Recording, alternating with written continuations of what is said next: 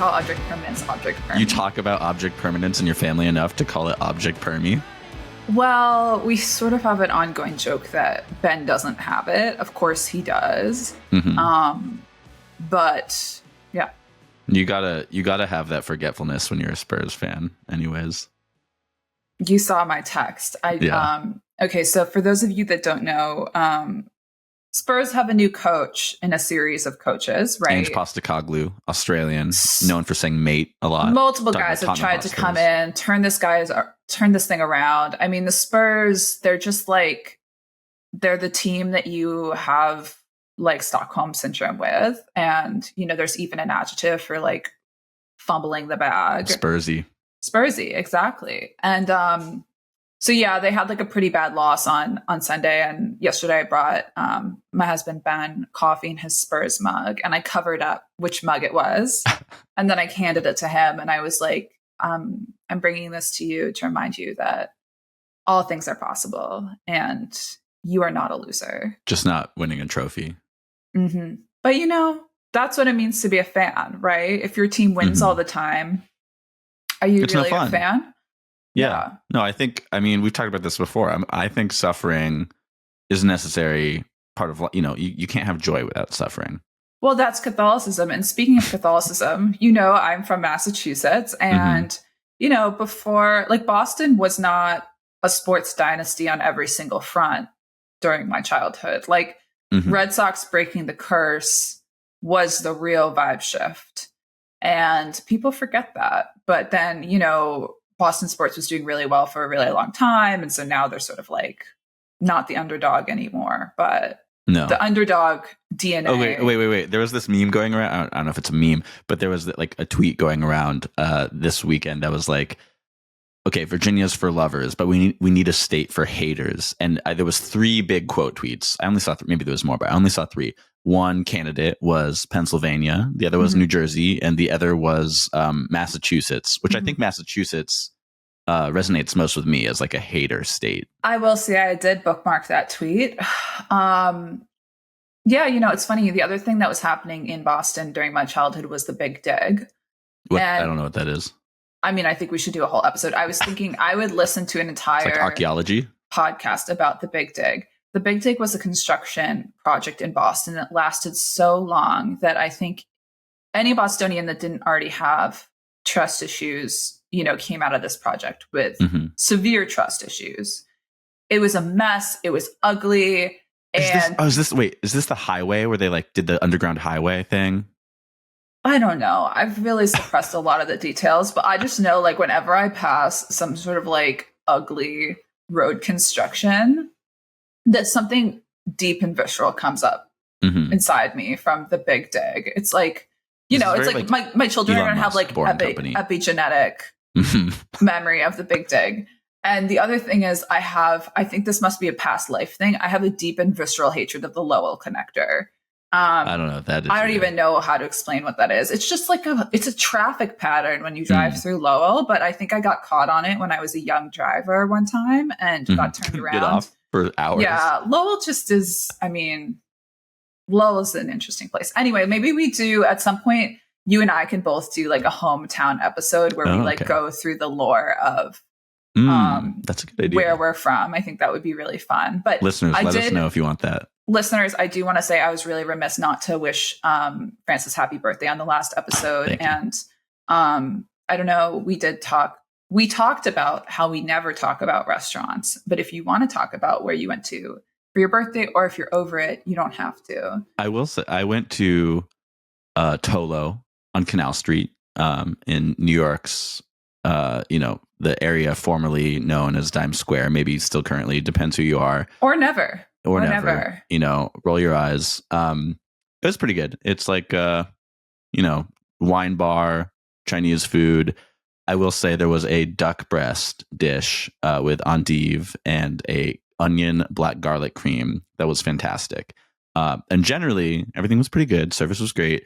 But a couple of the dishes were, fine, but underwhelming. Particularly the rice noodles in XO sauce, a dish I love at other, New York neo Chinese hot spots like Bonnie's. They do an excellent rendition of this dish.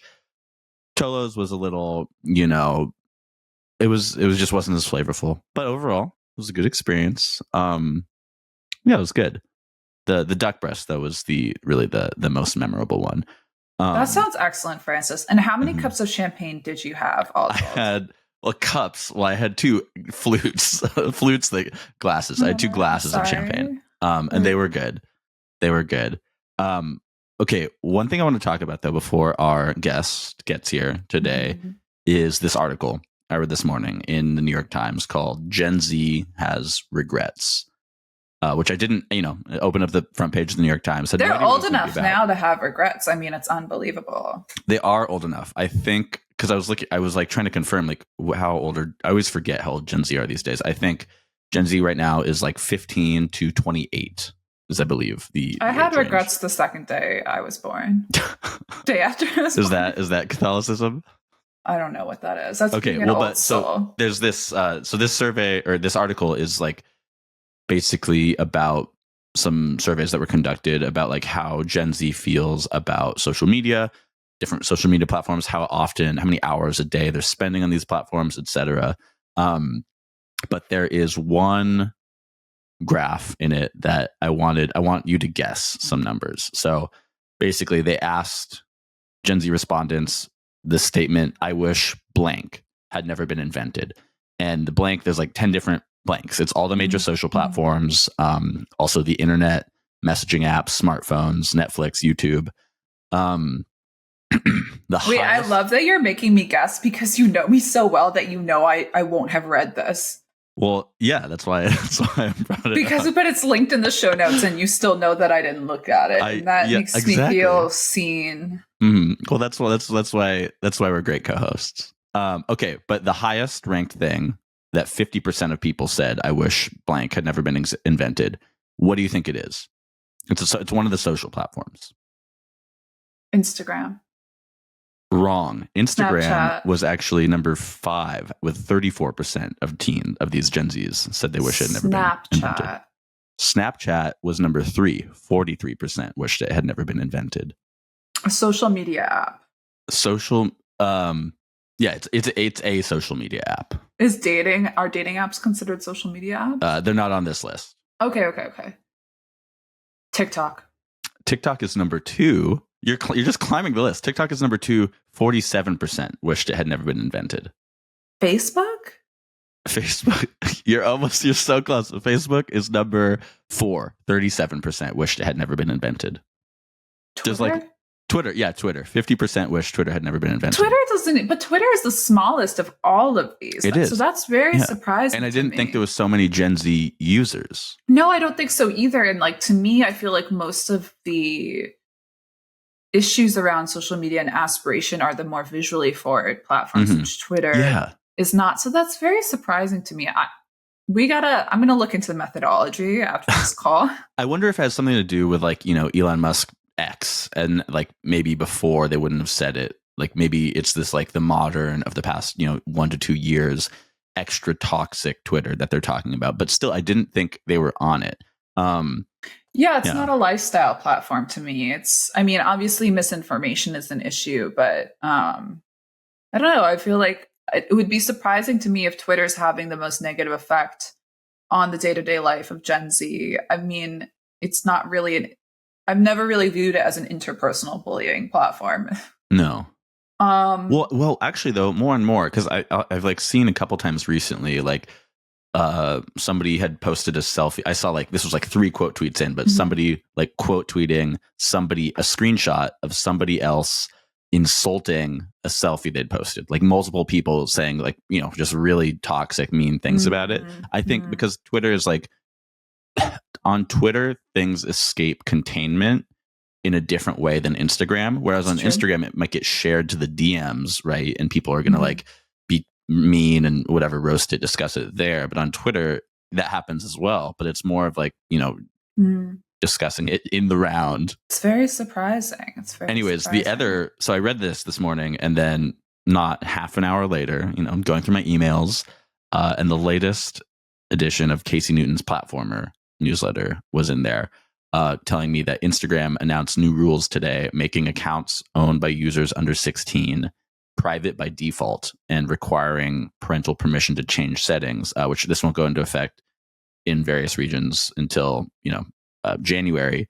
But that was also really interesting to me, having read this, and just that, like, I feel like it's so hard to limit that for teens. Like when I was 10, I was playing like video games where it's like you must be 13 years or older to play, and then I stopped playing them by the time I was 13. But anyways, our guest is here. Do you want to introduce them? Yes. Today our guest is Ty Haney. She is the founder of Outdoor Voices, and she's also now the founder of Joggy, which is, I would call it like a wellness beverage. It's a beverage that helps It's a better for you energy drink. Yeah, it helps you with an active lifestyle. And Joggy is integrated into her other company, Try Your Best, aka TYB, which is a consumer rewards protocol. It's technically built on the blockchain, but has very little to none blockchain interaction for the end user. And they recently integrated Glossier into the protocol, which I assume brought in a lot of new people. Their biggest first day launch yet. Yeah, exactly. So we're very excited to talk to her about that. All right, let's talk to Ty. Hi, Ty. How's it going? Hey, good. Right on. Good to see you guys. Great to see you too. Thanks for doing this. Of course. So, okay, obviously I've been watching TYB, and I actually have I think I have all of my notifications switched on for the brands that I follow. So I get emails, SMS, and then maybe not push notifications, but I'm like an email girl, so that works really well for me. But I saw the Glossier announcement and I was like, I have to catch up with her because this is so huge. I mean, huge in general and huge for me, coming from the generation where Glossier just completely defined the direct-to-consumer beauty market. And right. Frances probably has fewer memories of Glossier, personal memories of Glossier, but definitely of the phenomenon. Well, my girlfriend has a few, of the pink bags around the house. Of course. So. Every self-respecting woman does. And so, yeah, I guess I'm just dying to know, like, how did you start this conversation with them? Did they approach you? And like, what's it like to work with Emily and Emily's team? Yeah, no, of course. So it's funny because I started OV at the same time as Emily with Glossier. So we kind of grew up in the D2C world, and I think both had similar kind of philosophies or approaches in terms of community-led brands. And you could really feel that. It's like something tangible that exists for Glossier very much today, and definitely did for OV. I would say it's dormant for OV, but certainly could be brought back. Anyway, it's interesting because, let's see, they launched at the end of July. They've been fantastic. They were essentially made for a product like TYB. And so they hit the ground running, and very quickly were our fastest single day or highest growth community single day, and then have continued to really kind of grow phenomenally. But it's funny because Cleo, who's the CMO of Glossier, really exceptional woman. She and I met in the OV days, and I was looking to recruit her right before I ended up leaving to run marketing. And we very much had a similar, again, kind of philosophy on kind of the way that we thought brands should market and engage with their community and essentially activate product to drive or really kind of reinforce this emotional connection to a brand. And so got very lucky kind of as TYB became a mature enough product to start to be able to power a brand and attract a brand like Glossier. I reached out to Cleo and was like, hey, I want to get this on your radar. Here's kind of our view of the world, our view of the future of brand building. Does this connect kind of your guys' goals? And it very much did. And so we met with them, with Cleo and the team at the top of the year, and then very quickly realized it was a fit, and then took our time really to design the game. That's what we call it, the Glossier game on TYB. And so that was the walk up. But really lucky to have known Cleo from my time at OV. Wait, so the way you just said the game, I've been like, reading up on TYB and such this morning, but I hadn't seen that term anywhere. But like, to me, looking at it, it's like I was very much understanding that like TYB is basically like it's like a app and platform to like build community with brands, but like the core of that is like gamifying it, and there's these leaderboards and like you're building the coins. So it's like, is that like when any given brand is coming onto the platform, it's like about like designing like kind of the rules and structure of their game? That's how you guys think about it? Yeah, exactly. And in a brand building sense, there's really 4 things that come up for me, or kind of 4 pillars to a framework that you can design a game around. And the first is, for me, it's being very clear with your mission or purpose. So helping a brand articulate kind of the why. And then building rituals for activation, consistent rituals for activation that the community can really come together and activate collectively against. And those rituals are often in support of that mission or purpose. And then connection. And so with TYB, it's really the first time a lot of these fans of a brand like Glossier really get to connect with one another, create or kind of complete challenges with one another, understand what other brands that they're part of the communities of. And so that connection becomes really this flywheel for engagement. And then the fourth piece is incentivization. And so if you think about brands building community on platforms like Instagram or TikTok for so long, like really it's more of a take relationship. And so what TYB does is it allows brands to directly incentivize their super fans for taking valuable action. And so that fourth piece is all about, through this game, automating rewards for actions that you as a brand find valuable. Yeah. How is the experience of building a digital first startup compare to building a consumer startup with a physical product? I know like a lot of assume a lot of the first principles kind of feel the same for you, especially from a community perspective, but how does it feel to move into something that's just less tangible?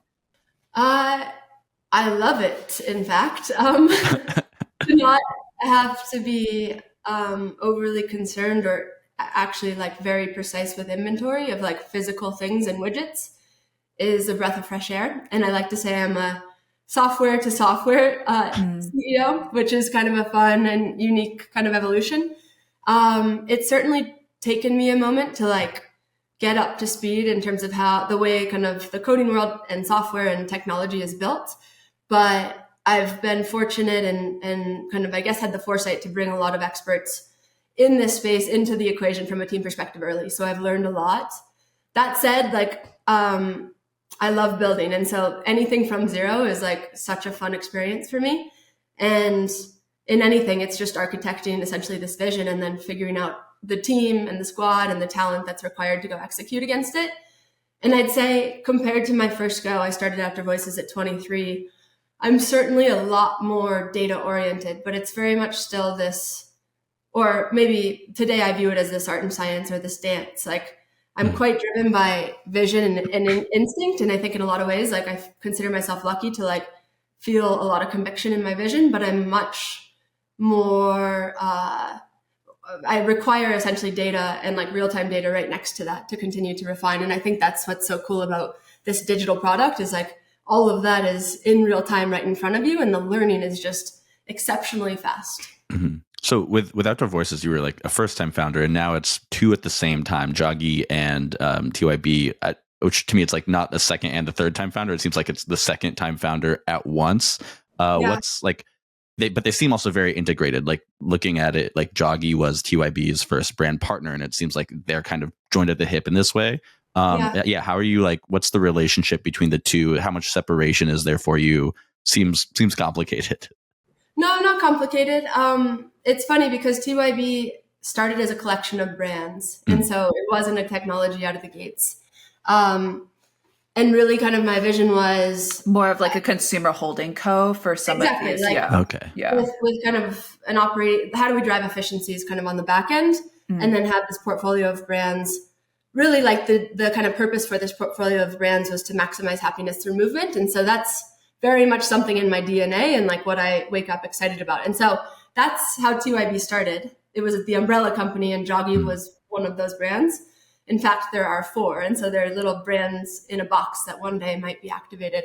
But as we started to think about going to market with these brands, I realized there was an opportunity to create this own channel where you could do exactly what you do with TYB. And I think in a lot of ways, the direct-to-consumer model is challenged in that for 10 years, and OV was very much part of this, we could easily raise money, but then 30 to 40% of those dollars raised would go to acquiring expensive, non-sticky or unsticky customers through an Instagram or Facebook. And what I realized at the end of the day was like brands do not own their most valuable relationship. And so they need a channel to like nurture and grow and make more valuable, essentially, those relationships with, traditionally it's 10% of customers who make up the majority of your dollars spent and 90% of your revenue. Like, how do you tap into that group of super fans, drive that obsession, grow kind of the value of that group, and then tap that group to help you grow? And that felt like a much more interesting and sustainable model to me as we think about building brands. And so that's what I set out to do quite quickly. And the collection of brands kind of morphed into this platform that then could be used by brands worldwide to essentially have or nurture and have kind of deeper connection with their fans and ultimately create a better business model, which we call community commerce. And so long way of saying TYB, the technology as we know it today, came kind of second in sequence, but we had developed this brand Joggy, which is kind of a personal love of mine because I was drinking way too much Red Bull at the time and it wasn't good for me. But the beautiful thing there was we had an owned brand to essentially kick off the tool and start to have a use case and refine the tool. And just recently, a few months ago, we spun Joggy out into its own company. And so now it gets its own resources, its own team, and can be off to the races. But really, my focus in running the company is very much on TYB. Okay. I think we've talked about this before, but I think about the parallel problem in media. Like in 2024, it doesn't make sense to have a portfolio of consumer brands if you're paying rent on other people's technology, even if that rent is just paid in engagement. Yeah. And same thing with media. Like it doesn't make sense to have a portfolio of media brands if you don't own the technology or at the very least the community engagement platform that you're distributing on. And so I have a lot of respect and admiration for it. And as you're talking and, you know, going back to what you said about getting the data even quicker when you're working all digital, are you seeing this sort of like 10% super fan dynamic emerge again on TYB, or because of the people that are self-selecting in, do the fandom metrics kind of follow new patterns?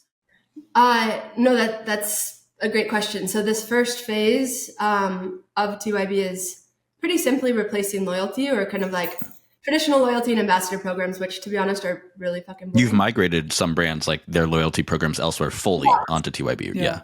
Yeah, lots. And so in this first phase, like the way to drive adoption is by replacing those. And I think like our approach is very much around progressive decentralization as we think about crypto projects. We're almost doing it the opposite of most projects in the space, but it's intentional to essentially get the brands and the fans into the equation, into the ecosystem that will then start to pull them into more and more kind of crypto-enabled functionality, which is where the magic happens. But on the new loyalty piece, the coolest thing about kind of the model today is brands essentially bring their fans onto the platform. And so it tends to be that group of super fans who join when they see kind of rewards community. And we have that 10% now in a product or in kind of a environment where they can co-create, they can be incentivized, and like essentially they're productively harnessed in a way that the brand can start to see measurable impact from that obsession, from that super fandom. And so, it's that 10% for each brand that's coming into TYB. And then we're first focused with this game on how do we engage them in a way that makes them ultimately more valuable over time, but it's also a valuable kind of scenario for the fan themselves.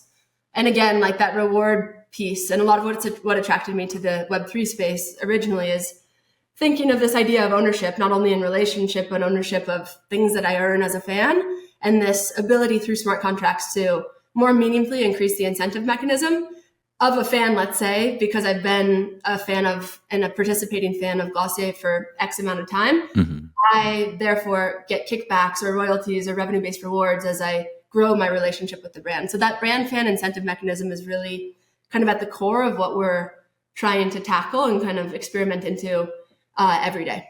When you were fundraising for TYB, did you get pushed on the like why Web3 question by traditional investors? No, I mean, it's interesting. Let's see. My first investor was Castle Island Ventures, so they're a crypto group. Yeah. And I think I give them credit because they very much could kind of like see the future and understand why having like brand builders or people with expertise in consumer in the crypto world could be beneficial as we think about driving adoption here. And so Sean Judge was our first investor, and he very much saw that earliest. And then I think some of the pushback kind of as we've raised kind of progressive rounds has been like, yeah, this isn't crypto enough. But like we have 3 kind of distinct phases. And true community ownership, where we introduce a TYB token as this interoperable currency, almost as like a new way of doing Amex, is very much the vision. But I think it's short-sighted to think about our phase 1 meaning that we shouldn't be powered by blockchain, because there's so much value creation opportunity as we get to what we call phase 2 and phase 3, where we do start to introduce more of those kind of crypto-enabled pieces. But like we wouldn't be able to drive adoption in the way that we are unless we looked and felt safe, and we're safe for retail brands today. Well, it's cumulative, which is hard to see in the beginning. 100%. Phase 1. Yeah. When I was so I like made an account this morning and went on to the Joggy community and completed a couple challenges and did all that just to get a feeling for it, and like having been reading about it for a few hours before, and reading about all like the Web3 angles, crypto angles, like it felt very comfortable to go in. Like I haven't engaged much in crypto Web3 stuff. I have a couple NFTs, etc. But I just haven't made the effort to get into it. But doing this, like it felt very I don't know, seamless. Like I didn't like when I've made a wallet before or a MetaMask, it was much less complicated, seemed much less like I was like doing something I had to think about, which I really liked. And I thought that was smart. But so I read that at least by the end of July, I think this was, over 100,000 new crypto wallets had been created through TYB, with most users being brand new to crypto. So to me, it seems like that's kind of, you're not trying to necessarily bring in people who are like huge crypto heads who've been so deep in it for years, right? It's more about like bringing people in a way that like is just comfortable and safe, and they're not thinking about like, oh, I'm wallets and Ethereum, et cetera. It's just like, I'm just making this thing, and then they just so happen to have entered into kind of the crypto ecosystem. Yeah, we've obfuscated all of that complexity, but we like the mini magic moments right now are unlocking your membership collectible, which is an ERC 721, and so. People don't need to know that, but it's this digital, essentially asset, from a brand that I now own. It lives in my wallet, and that's the first instance. And so that's like the first magic moment. For Glossier, it's this cool evolving collectible that essentially your collectible evolves as you level up and take more action. But you come in the G Collective one, and it's this little sticker pack. Did you go through Glossier, or which brand did you go through? I just did Joggy. Oh, Joggy. Okay, so you got a Joggy. Yes, my blue dog. Yeah. Okay. Cool. Oh, that's awesome. Love the Joggy. It actually is funny because in OV land, we had these blue doing things hats, and I think it's a nice kind of comparison here. But that became a signifier of your joining or kind of belonging to the OV community and your belief in this mission of doing things, right? And so you'd see that on the trail and high five people and be like, "Yeah, I see you." This digital version is simply kind of the same thing for brands. Now I earn it, I own it, it lives in my wallet, I can share it. We start to see a lot of people sharing their collectibles. You can see at what point you joined. Like the concept of proof of fan is quite cool, and I think over time will become increasingly cool. Like I'm member number 3 of Glossier, and there's now 100,000. Like that not only is bragging rights. Now I want to check mine. The brand on the back end can reward kind of their earliest fans. And so it's an ERC 721. And then once you get in there, you'll have known this from completing challenges. You're collecting brand coins. And that's your status forward. Well, so you brought up the hat, and this was something I was thinking about a lot too. As I was reading up on all this, is like the hat makes so much sense to me because it's like you said, you're on the trail. It's a physical signifier on the community that it's marks you as like a member of this community. But then before I made the TYB account, I was like, okay, well, how does the digital one work? Because how are you showing this off as a signifier that makes you feel part of this community? But then I guess that's like the chat rooms and the leaderboards and that level of the gamification of it is where it becomes a community participant signifier. Yeah. Yeah. Your wallet and your profile become essentially your proof of fan or status. So it is really something that, from an expression standpoint, it's almost like, what are the band posters that you have in your dorm room, whatever, 12 years ago? Like your wallet becomes that. And that's something in the crypto space that I quite like, and it applies here. And now, like right now, we see about 10% of people on platform like organically sharing their collectibles. There's no prompt to, there's no reward for it. In fact, you just have to screenshot. It's not like a sexy thing to do. So like this next phase becomes about shareability and like collectibles becoming shareable, collectibles with built-in kind of affiliate capabilities becoming shareable. But the collectible to me is such an interesting consumer unit that ultimately is cool when it's tied back to an ID on chain and within a community, like has the potential to really funnel value to various places. And that's what I think is so cool about baking smart contracts into these membership collectibles, where you can start to play with the incentive over time. Me, let's say as a OG Brown Joggy Doggy holder, a founding member, I might at some point like level up into the ability to be an affiliate for Joggy, just using this as an explore. And so that having that collectible in my wallet would potentially have a smart contract that gives me kickbacks based on my successful sales. So I've referred people into the community, they're buying, that essentially value shares coming back through my wallet through the Joggy Doggy. Am I being clear? Am I losing you? Yeah, but it's a contract, so it's automatic payment splits. Like it's encoded. 100%. There's so many weird software platforms that came up during ZERP that were just handling payments for influencers, and a lot of them are totally convoluted. But Francis and I love playing guessing games. So Francis, do you want to guess my G Collective member number? Your G Collective member number. I'm going to say it is 1,379. Higher. 3,235. Higher. Oh, God, you are so late to the game. 7,932.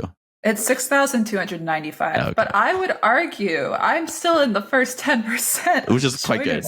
Well, I guess that 100,000, that's total TYB, or is that Glossier onboards? Well, we were at 100,000 at the beginning of July. We're now at 160,000. Okay. And we're off to the races. It's taking off in a really lovely way. Guys, I'm member number 8 with a lot of rarity. Darn. Well, okay. I'm still not a member. So Ty, I was going to ask you. So, people still come in through individual brands. There's no general TYB on board yet. You can download the app and join. Okay. So we don't right now. The priority is simply brands bringing their fans to engage. We did launch Discover in June, and it was interesting. Prior to that. So Discover, just simply I can find other brands on platform and join if I like. Prior to that, 10% of users on platform were part of more than one brand, so very few. And then the moment, I think within 2 weeks, it was 37%. And so discovery is happening. There's interest and appetite to kind of engage with brands in this way. But on average, right now, so 150,000 people on platform, on average, people are part of 2.4 brands. So it's not everybody and their mother. It's brands that you're down to engage with in a deeper way. And how many brands on the platform total? I believe 91, close to 91. Wow. I'm in 3, so I guess I'm kind of the on the average user. Glossier, Joggy, obviously. Got that blue doggy. And actually for Joggy, member 2,725. And then I always mispronounce this. Dieu. Yeah. Angels only. I got some wings. And I was pretty early to that, actually. 1,541. That's amazing. Yeah, and now you should share your wallet so people can see. I'll tweet it out when we share the episode. Good, absolutely. That's so cool. Well, wait. So speaking about like, people being on average members of 2.4, I think that makes sense to me because it takes work to participate in a community, right? Like that it takes time. You only have so much time. But I was while reading up on this, I was thinking a lot about like the balance between exclusivity and inclusivity in any given community, and how like a community is appealing for both because of its exclusivity and because of its inclusivity. And I don't know, I'm just curious, like in your experience in kind of community work, how you think about that balance and that tension.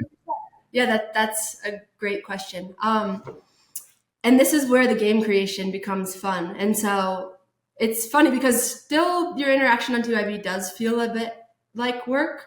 And a lot of our focus is like almost like to go into the opposite end of the spectrum and making it like super fun game. And so some of the challenges become more lightweight. They become more like mystery boxes and like things that we like from gaming. Like you'll see that over the next few weeks, like that starts to turn on.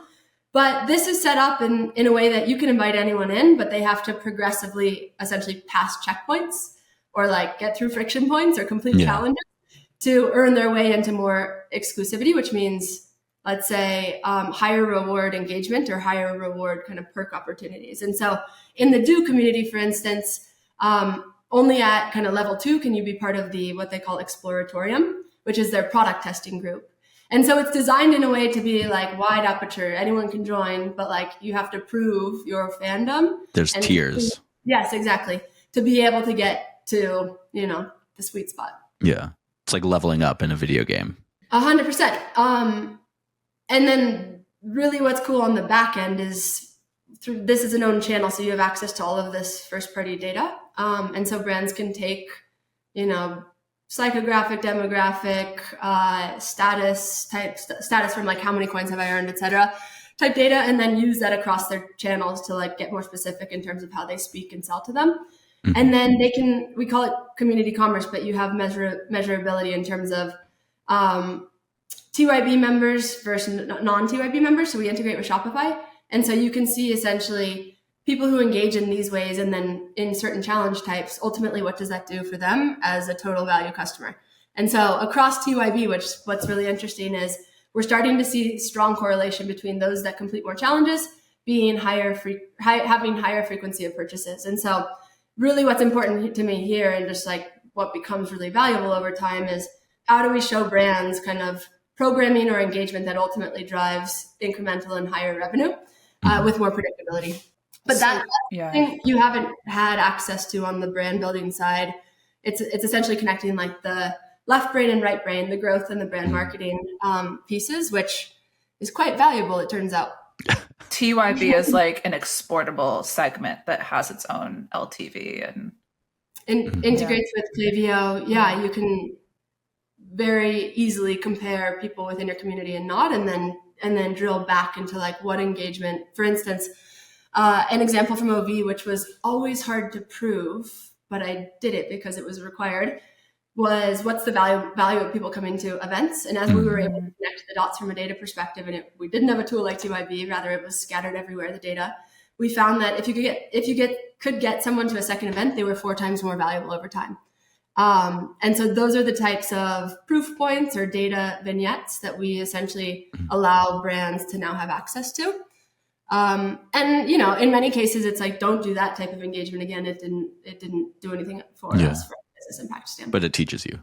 Yeah, exactly. Yeah. So that visibility is key. Can you speak to like the deal structure with brands? Like does TYB make money? Like how do you engage with brands?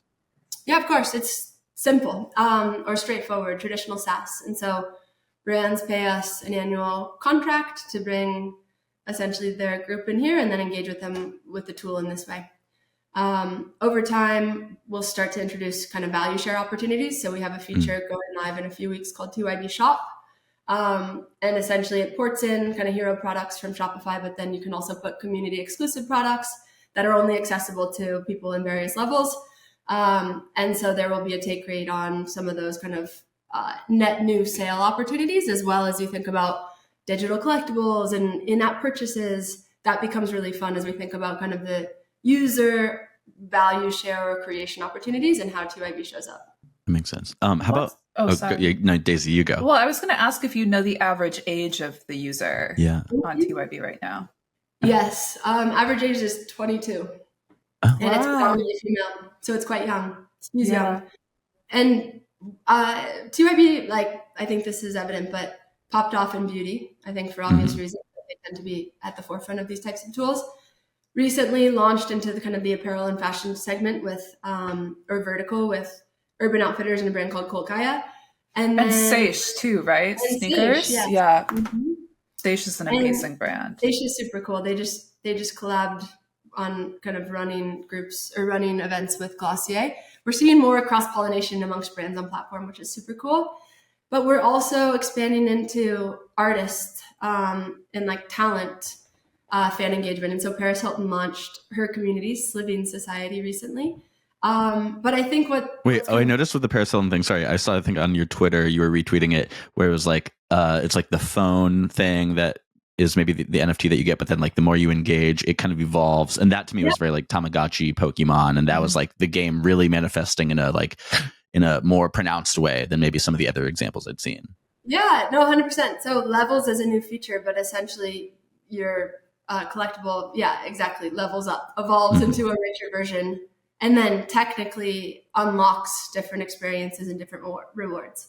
And so it's quite cool. Like this collectible has the ability to gate a lot of different things. And right now that's within TYB. It also connects to Shopify, but over time, like your wallet and kind of your TYB wallet will be readable by various sites. And for instance, my status within this Living Society might mean something to Nike one day, right? And so that becomes really cool as we think about like the interoperability of wallets and on-chain IDs. Yeah, I mean, that's why I've been so stubborn about keeping Dirt subscriptions on these rails, even when like there was like a ton of headwinds against it, because like a Dirt, you can have a media subscription that works the same way. It's dynamic, it changes over time, and visually, and also like what you get for it. And you know, Web3 has gone through these boom and bust cycles, and when it's a bust cycle, everyone's like, just rip it out and run the Barstool playbook. And I'm like, but why? Then I lose the ability to do this other really magical stuff forever. And I might not be able to do it right now, but at least this means I could do it someday. 100%. I think our focus right now is helping brands very well in an automated way, Daisy, through the smart contracts, but then also just through the game creation, like bake utility into the collectibles in a way that one day, let's say 2 years from now, could be sooner, I could take my Joggy doggy and sell it, let's say on OpenSea. And so again, like it's this constant kind of consideration between what's valuable to the fan that pumps value back to the brand. And that's a fun place to play. But I do believe that a lot of these original collectibles or collectibles with status will be something that people can sell over time. So you sell them, and then that give like the buyer then gets that status, that level of fandom on the leaderboards. Exactly. So like if I'm in the rare beauty community and level 3, like I could potentially sell that. And then the smart contract could be set up in a way where a percent of that goes back to the brand. The majority of it goes back to that person who built that status, right? And then a percent goes to TYB. And so that splicing or kind of like ability to create or design into these different smart contracts, I think becomes really freaking cool as we think about building to this rewards marketplace over time. I mean, people already do this IRL in a lot more convoluted ways. Like, I don't know if you've used this example before when explaining it, but Hermes is sort of a classic example because you can't even get access to buy the Birkin bag, or Rolex is another one. There's certain Rolex watches that they just won't sell to you until you acquire a certain amount of reputation within the brand. And what that does is create a secondary market when people are willing to pay way over just to avoid doing the status game. Or like they go in, they purposely buy something less expensive that they don't want to establish a relationship with the brand, and then ultimately buy the Birkin. And some people do that and then just to resell the Birkin. So I think it's interesting. I mean, there's a lot of critiques that you could have about overconsumption, whatever, not thoughtful consumption. But those incentives already exist in the real world. I think they're just a lot less visible than they are online, and have always existed at the level of luxury. I think The Cut just did a huge piece about LVMH, like power buyers and the perks that they get being in the front of the runway and all of that. I think there's going to be a lot more emphasis and willingness to pay for access to things like events and experiences, and not, it doesn't have to be physical goods, right? Like we already see that, like when Rare Beauty hosts a masterclass for their level 3, it's like people are like, how do I get in? Like, you know, and there's like this fervor. And I think like that's an example of, there's certainly room for like category extensions, but like digital experiences to be packaged up and unlocked by having kind of different statuses, like we're just describing. So it gets quite fun, I feel. I had another thought on the Hermes piece. I don't know, it'll come back to me. Well, so I know you just spoke a few months ago at the Information's Creator Economy Summit.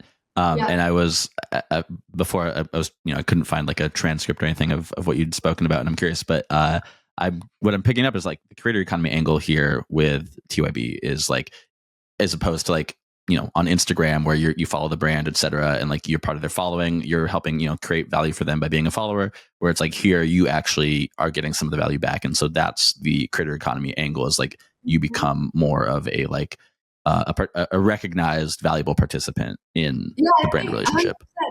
I think in our instance, one, on the brand side, or our customer side, creators or talent or brands with an audience like tend to do very well because they have a lot of people who have that obsession and like want to be prompted to take action. And then on the fan side, I think of it in a lot of ways as like democratizing influencer.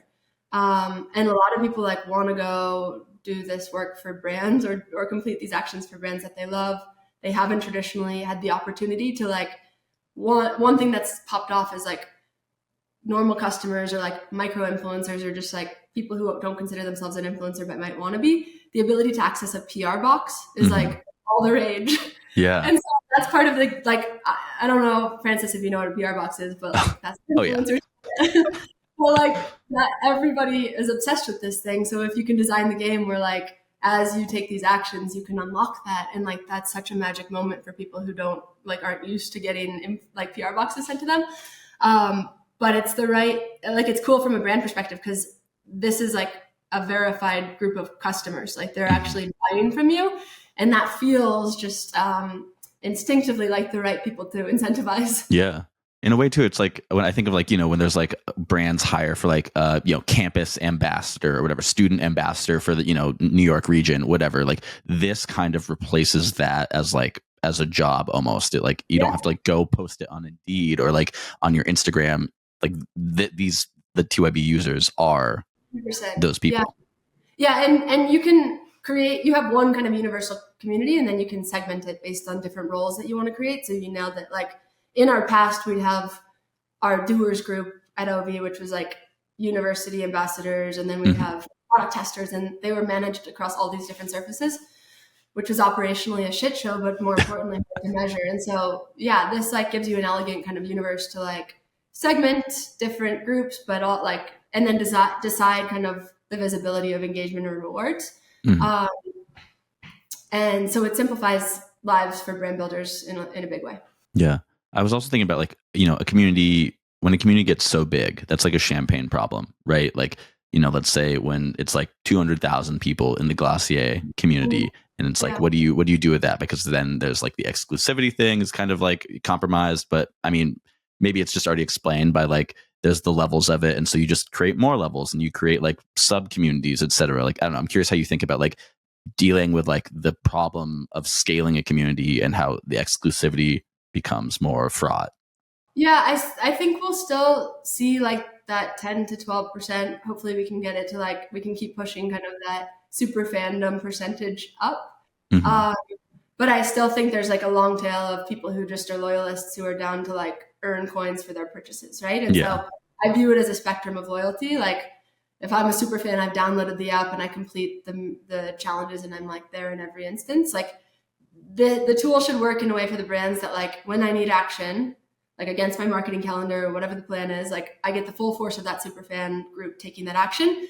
But we should also be able to support a spectrum of this loyalty where I just want the coins. I want my wallet to show up on the due site and like, I'm good, bye. You know what I mean? Our approach here though is distinct, and I would say a lot of people push back against this kind of from a loyalty perspective out of the gates. TYB aggregates and essentially all of your brands and rewards and relationships into one portal in, whereas a lot of people's prior view, I think we're starting to prove them wrong, was like loyalty needs to be white labeled, and like why would Starface want to be sitting next to a Glossier, etc. But I think what's valuable again for that end user and having something like in my pocket where I can immediately get alerted and remember that I have Starface coins to use. One day they'll speak to Glossier coins. That creates a lot more value than like having to remember to go to the parade site to use my coins that don't exist or speak to anything else. Yeah, and that is the American Express model, and it was always considered a feature and not a bug that you could have Lyft and Starbucks and Delta points or whatever all together and get into the airport lounge with the good food. And also, like, if you think of, obviously you're moving beyond beauty, or have moved beyond beauty, but if you think of the wallet as a digital beauty cabinet at home, if I open my cabinet, Starface and Glossier and Paula's Choice and whatever else, they're all next to each other. And so I don't think it's ever mattered to the user as much as the brand about how distinctive it is. It's more about like, is this convenient for me? Totally. That's a really good point. I'm curious to get more kind of your thinking here, but in conversations with CMOs of the brands, like they are very aware that if you open, like the beauty bag of one of these 22-year-olds, it's like 5 different brands, but their favorite piece from each of those brands. It's not like all new, you know what I mean? Yeah. And so it's much more like starter pack meme vibes. And I think they're like recognizing that. And that's just the way that the user wants to buy and wants to have loyalty today. And so it's also like super high low. Like, there's all this like press about like these young girls going to Drunk Elephant, spending a ton of money. But most people that I know, they have some expensive stuff, and then they have some stuff that they're not that loyal about, and they get it from CVS or Target. Totally. Yeah. It's this kind of like, it quite literally is like collecting and like your curation. And I think what's cool about TYB is it allows you to like have a way to show that, where it almost like mirrors what's in your bag. So yeah, very interesting. We saw on Twitter that you read and really enjoyed the founder mode essay. Yeah. Tell us about that. I mean, it hit a nerve for sure. For a lot of people, I think. In my experience with OV, 90% of that go for 8 years was exceptional and 10% was brutal. And I'm like, I can tie a bow around that experience and be like, thank you. Like I learned so much. It's a masterclass. Like I'm so much better at this second and 2.5 go with Joggy because of that. But I loved it in that I don't even think it's as much about founder, but it's about like people, like leadership. It's about leadership and like really like we got to let people drive and like have conviction and be bold and like stop canceling people. And I just remember so many instances, whether kind of in my past, particularly because I started my company at 23 and I'm like a young woman. We're like, have this accelerating fast, hot space where we're a darling in the space. And I just remember like from all angles, there was a lot of doubt and like, I kept hearing like, this is the way. And I was quite impressionable at the time, but I knew like instinctively, like what had gotten me to 5 years in and like, people loved the brand, like is, in a way something I shouldn't depart, but I found myself in a tricky situation where like I did become too impressionable and like listen to other people's views on things. And rather than like internalizing that and like making my own decision, like would kind of like hear something and go take action too quickly. And so it felt freeing in a sense, or just like the recognition to like what makes a founder great and like what gives them kind of the ability to start something like shouldn't be cut off prematurely. And I think there's too many examples of that happening. That said, like the biggest thing I learned from the OV experience, which I've done differently here, is like brought badass experts and leaders into the equation with me. And like, I've never been in a situation where the team feels like it's so much teaming, like it's such an awesome team. It's like a sports team. But I'm happy to go into more specifics there, but I would love your guys' kind of reaction to the founder mode piece as well. I think to me, it's about who is paying attention to detail at scale. And is it possible to be detail oriented and a good delegator at the same time? And I think that it is. I think there's interesting responses around, are some of these things gendered? Could you do the same exact thing as a male founder and be seen as controlling and not detail oriented or not a visionary? And obviously, like, you know, Sophia Amoruso had a great response to this as well. Like, I think the answer there is yes, at least in the public eye, maybe not in the consumer view. Dirt would not be at a point where I could afford to not be detail oriented for like a very long time. Like, we're still at the point where it's like, if I send you some merch, like that's me going to the post office. And I think a lot of, and Emily Weiss started the same way. There's a lot of stories about her earning respect for how hands-on she was. And 100%. Startups are like that for a very long time. But I can't imagine not being interested in the details of my own product. It's just totally foreign to me. And I think that comes from being mission driven rather than being a mercenary, which is going away because having a startup is harder, which is like mercenary is like people who just want to have a startup, any startup, look for a hole in the market and then plug themselves in. And it's like, of course, this isn't interesting to you. 100%. No, that was, I dealt with that in kind of a very large and dramatic way. Like with OV, it was my baby. Of course, I was plugged into everything, but I kept being told that like, when we brought the chairman in, like there was a different way. And that was like that was essentially the breaking point. And like when I was like finally pulled away, not by choice, like I knew it wasn't going to end up well for any of the stakeholders around the situation. So I know firsthand being in the details matter. And yeah, I agree. I don't know another way. But like, it's just, that it's obvious. Yeah, no, I think to me reading it too, it's like at a previous job, I remember also a startup, you know, the main founder, CEO saying that like, you know, whenever he wanted to hire for a leadership role, he would first do that role for like as long as he could before he like went insane. And then, you know, then he knew also exactly what he needed to do, what person he needed to hire because he'd done it. So it's like, it's about that and that like, you know, covering all the surface area, not at all times, but like at any given point in time, you have to have covered every point of the surface area. But then also I think it's that like, I don't know, that like theatrical leadership of like motivating people. And like, you know, when like it's, you know, been a while since like the ARR went up or like, you know, people are not motivated. Like you have to like be able to like conjure that spirit and have that, like, I don't know, like create that energy. Like to me, that's kind of when I was reading it, what I felt like it was about like just like being the motivator, but then also like being able to be the motivator because you've worn every hat in the company.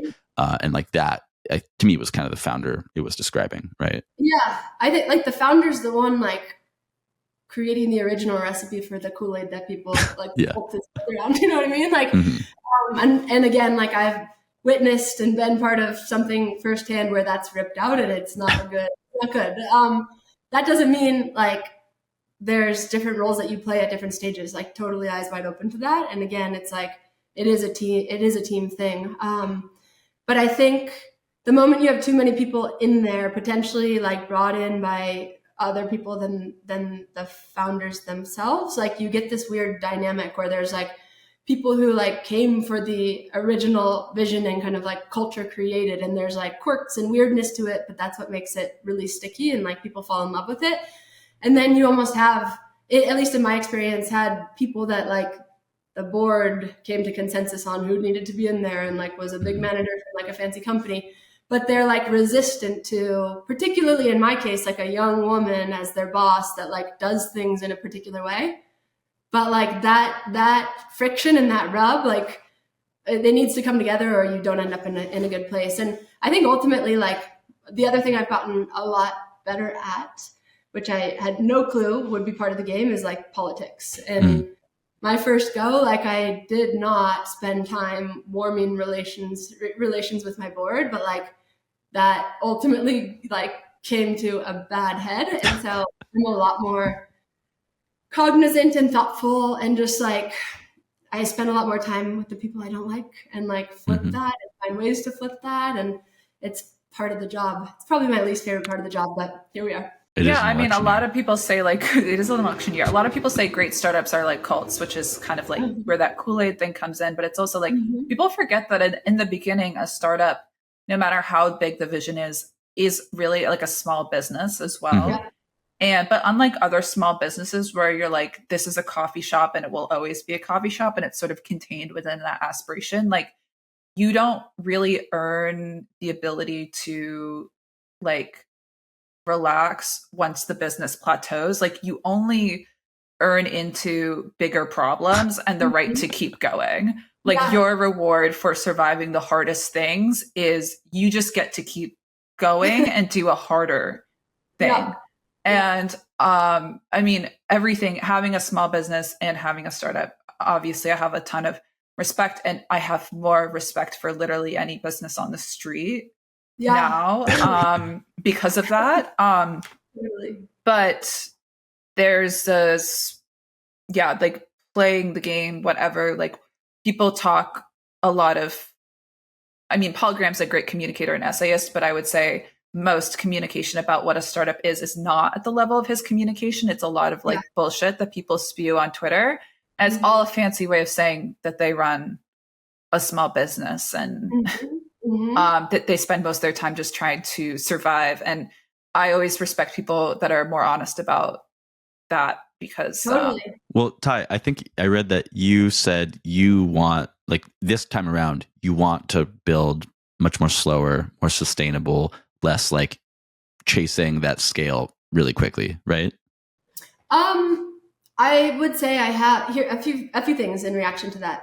Same ambition. I'm obviously more learned and understand kind of what the risks are and hopefully where my blind spots are. I think one thing I prioritize in a big way, which I didn't understand before, is like socializing what winning looks like. And then for me, winning looks like optionality.